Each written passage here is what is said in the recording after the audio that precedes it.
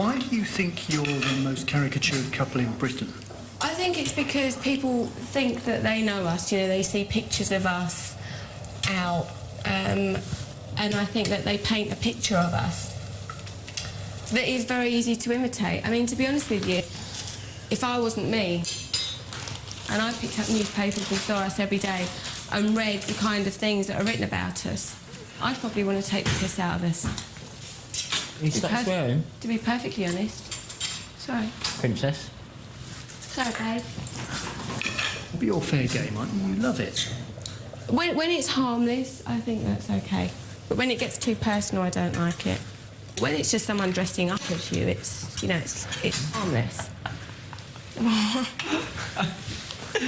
You're doing that corn on the cob. I know. I'm going to look at this and cringe. Another cup of tea, please, Princess. Right, or do you decide when I have a cup of tea? I'll tell you when you can have a cup of tea. I wear the trousers, don't forget. OK, sorry, Princess.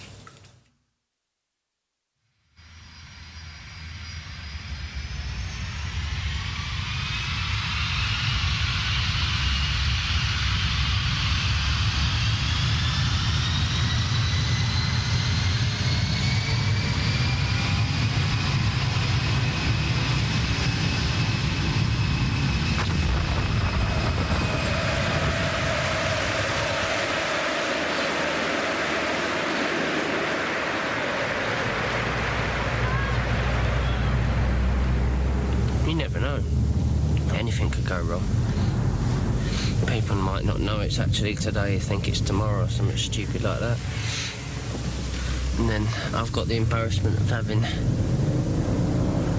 no one there. But seriously, how many people do you think will turn up? God knows. I hope there's a few. But the way I'm feeling, I don't want too many. But I hope there's a few, because it'll get embarrassing if there's only 10 there. No, sorry, no kissing, sorry. Thanks. It seems to just be this digitally mastered thing on all the newspaper covers, but it's really strange to see him in the flesh.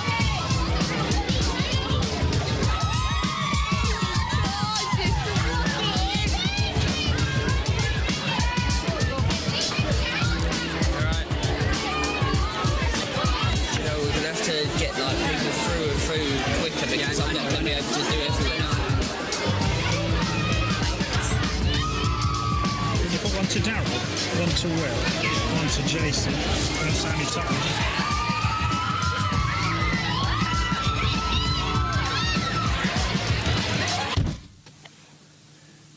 Jesus Christ.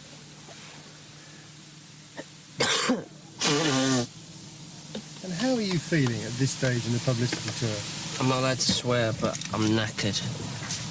I'm knackered. I don't feel well. But it's been a good day.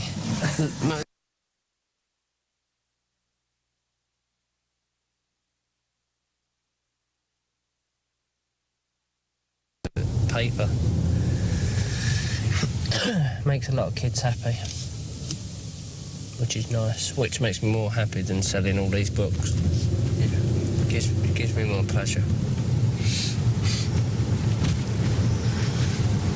Now we're off home for a lemsip hot water bottle and steak and chips, beans. I did worry because he didn't concentrate too much at school, only on the sports side of it. He just was so determined. Whenever you ask him, even at a really young age, you know, what are you going to do when you leave school? Or whoever asked him, he only ever said that he was going to play for Manchester United. There was never another answer. He wasn't a normal lad because he knew what he wanted straight away. Whereas his mates just say, oh yeah, we do this, we do that. David didn't.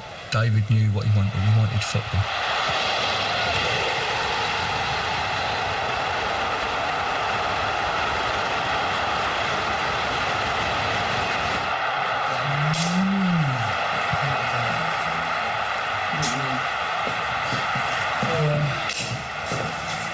My baby's a star. Aren't you, babe?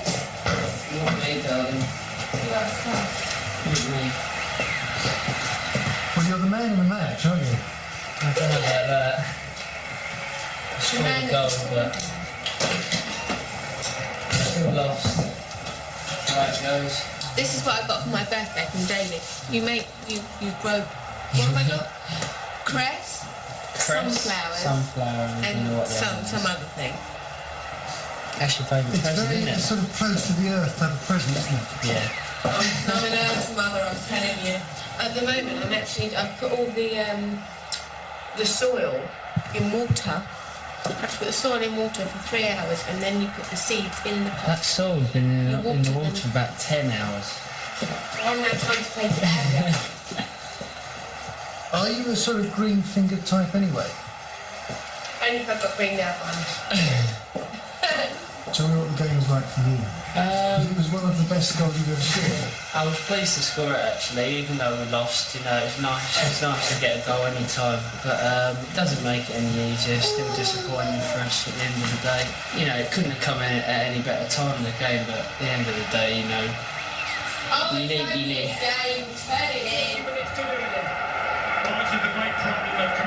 I am sort of my own critic, and you know, if I do things or I should have done things in a game, then it sort of plays on my mind after. You know, if we've drawn 0-0 and I should have scored, then that plays on my mind and annoys me. It's my goal.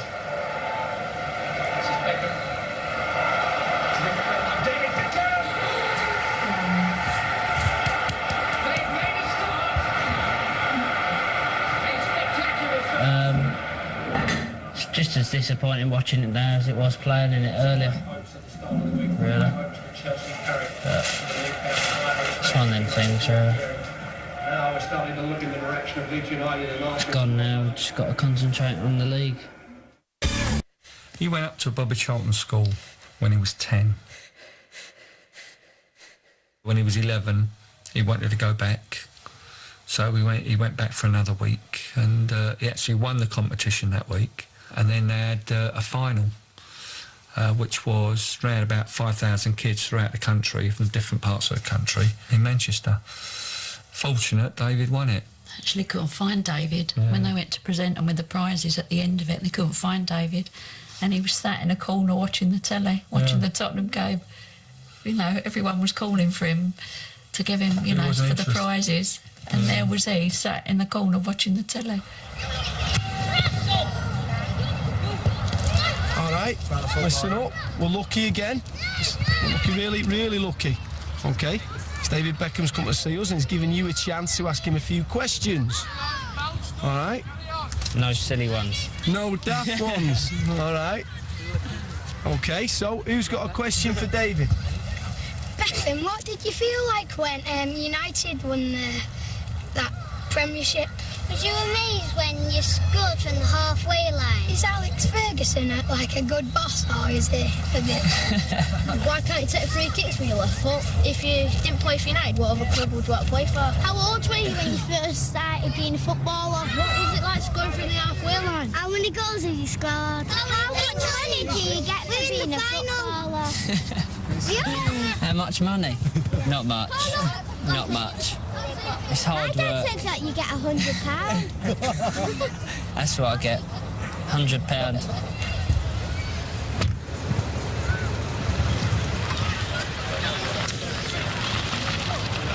Has anybody got any David Beckham jokes? Come on. Go on, Nick. Big Steve fan with a David Beckham joke. Hey, it's got to be a good one. Is it a good one?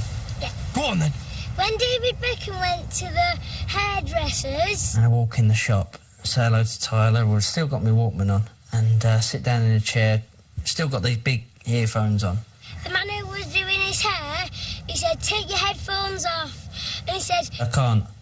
He said, well... I can't do your hair if you don't take them off. And I said, well, I'm sorry, I'm not taking them off, I really can't take them off. It's a matter of life or death, I'm not doing it.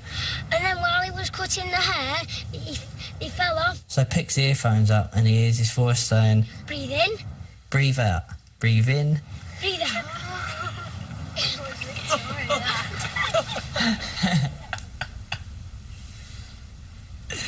I like that one. It really irritates me because he's not thick. He's a really kind, caring, and he's actually a very deep personality, but people never see that. You know, that's why I married him. I couldn't be with someone that bored me. You know, I need someone that's mentally stimulating, which I consider David to be, but then I see the completely different side of him. So nervous about him. He's got Parkinson this evening. You only get your handful of people that's been on it and gone on it and been asked to go on it. So I suppose it is an honour. It is an honour because he's a legend sort of in his own right, really. But you know he'll try and catch you out. Yeah, but everyone tries to catch me out. And most of the time I get caught out. No, you don't. Tommy's afraid that he might trick you with some complicated question. No, you know what? He'll probably throw in a couple of long words that I won't even understand. Which under pressure? Not even under pressure. I'll just have to combine the little words that he says before that and then just make something up. Because you make yourself sound stupid and you're really not. I am stupid. Everyone thinks I'm stupid. So that doesn't mean that you are stupid. They're all lovely. So am I. So what happened in early teenage years when your mates are going off getting, drunk on a Saturday night and whatever? What did you used to do? Again, I used to get a little bit of stick for that because a lot of my friends at school used to go out to parties on a Saturday night and down the corner shop with a bottle of cider. And I used to be tucked up watching Match of the Day with my dad. Okay, you good boy. You getting the cornflakes?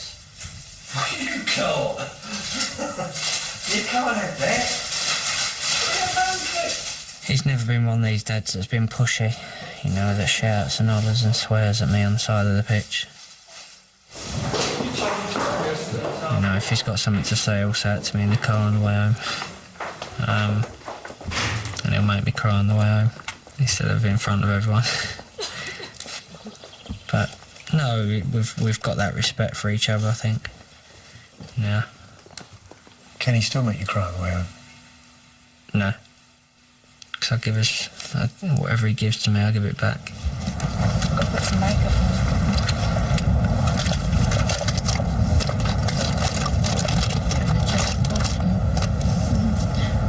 My dad would always, even if I had a great game, my dad would tell me.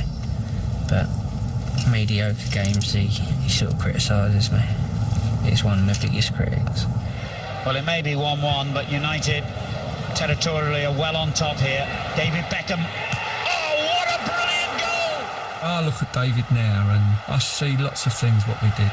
I mean, if you look at his close control and his killing of a ball, you could see what we practiced when he was younger.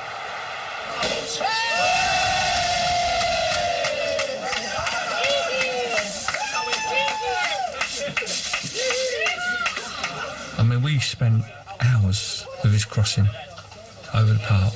Now listen, I'm just telling you, make sure you celebrate, right? Because it's a special moment. Getting corners, and I'd stand on the centre spot and say, right, hit me. And he would do it all the time. And I mean, he used to get fed up. He used to get really sort of angry with me, but he would still do it.